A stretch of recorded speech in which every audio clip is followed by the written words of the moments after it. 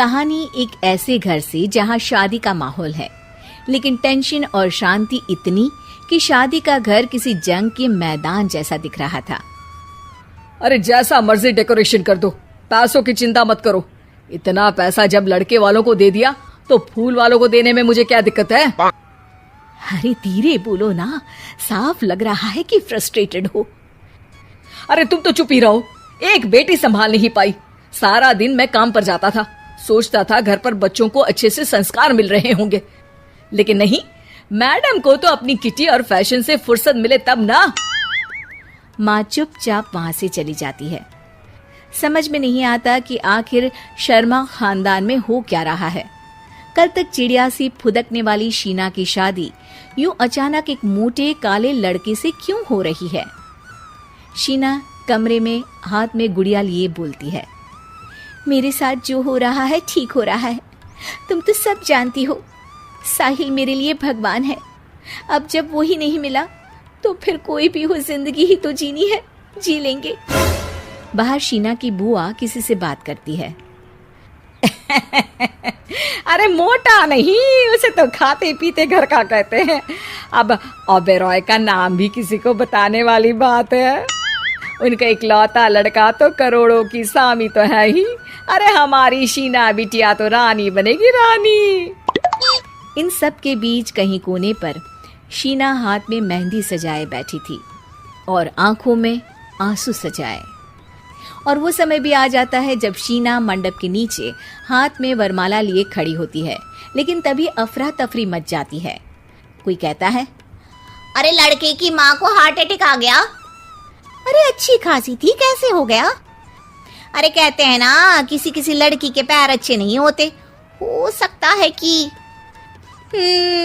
मनहूस है ये लड़की। शीना पास खड़ी सब सुन रही थी। फिर शीना अपने कमरे में आ जाती है। शादी ये कहकर नहीं होती कि लड़की मनहूस है। अब लगातार शीना के लिए लड़के देखने आते, लेकिन आस पड़ोस या किसी के कहने पर शादी हर बार टूट जाती। लेकिन एक दिन, अंकल, मैं काफी दिनों से आपसे मिलने की कोशिश कर रहा था, लेकिन हिम्मत नहीं हो पा रही थी।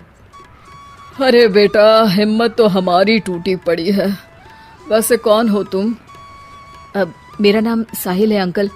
मैं शीना से प्यार करता हूँ और उसी से शादी करना चाहता हूँ। अरे अब तो किस जात के हो ये भी मायने नहीं रखता। बेटा, मेरी बेटी मनहूस है, ये सब कहते हैं कि इसीलिए उसकी शादी नहीं हो पा रही। अगर तुम शादी करने को तैयार हो तो ठीक है। शीना की शादी साहिल से हो जाती है। अगले दिन साहिल की माँ का देहांत हो जाता है और एक बार फिर लोग शीना को अपशकुनी कहने लगते हैं। अरे खा गई दीदी को ये। अरे क्या जरूरत थी साहिल किसी मनहूस को घर लाने की? पर बुआ, माँ की तो तबीयत पिछले कई साल से खराब थी। डॉक्टर्स ने जवाब दे दिया था। क्या पता ये भी उनका सौभाग्य हो कि वो बहू का मुंह देख पाई।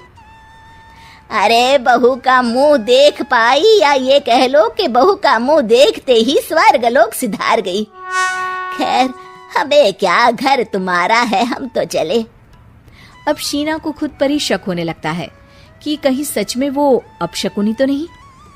साहिल, हम दोनों की शादी नहीं हुई होती तो अच्छा था।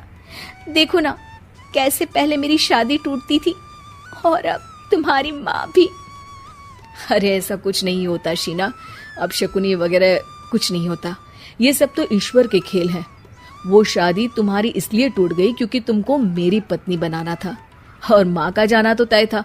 वो काफी बुजुर्ग थी, साथ ही एक ऐसी बीमारी से जूझ रही थी जिसमें डॉक्टर्स भी उन्हें नहीं बचा पाते। शीना साहिल की बात सुनकर तसल्ली कर लेती है और वहां से चली जाती है। अगले दिन, शीना, अरे ओ शीना। क्या हुआ? उफ, कहीं फिर मेरी वजह से कोई नुकसान?